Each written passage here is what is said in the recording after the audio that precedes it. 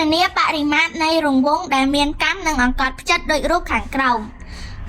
ចឹងដើម្បីកណនាបរិមាត្ររង្វង់គឺយើងត្រូវយកអង្កត់ផ្ចិតគុណនឹង 3.14 អញ្ចឹងក៏គឺគេអត់ប្រាប់អង្កត់ផ្ចិតទេគឺគេប្រាប់កម្ម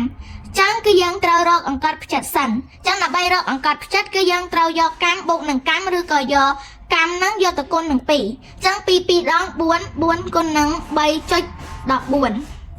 ស្មើនឹង 12.56 សង់ទីម៉ែត្រខគឺគេប្រាប់តែកម្មទេគេអត់ប្រាប់អង្កត់ផ្ចិតទេអញ្ចឹងគឺយើងត្រូវយក3គុណនឹង2 3 2ដង6 6គុណនឹង 3.14 ស្មើ18.84 សង់ទីម៉ែត្រកគឺគេប្រាប់អង្កត់ផ្ចិតអញ្ចឹងយើងត្រូវយក8គុណនឹង 3.14 ស្មើ25.12 សង់ទីម៉ែត្រដើម្បីឲ្យកាន់តែងាយស្រួលអ៊ំពូមីងក៏អាចចូលមើលវីដេអូរៀនជាច្រើនក្នុង Channel YouTube របស់ក្មួយដោយគ្រាន់តែចុចចូលទៅ YouTube ឬវាពាក្យថា Regini Learning ដែលមានវីដេអូរហូតដល់ 1.9K ឬ 1900 វីដេអូនិងចំនួនអ្នក Subscribe 19.1K ឬ 19100 Subscriber ដែលមានលំហាត់ជាច្រើនតាមលំដាប់លំដោយនៃមេរៀន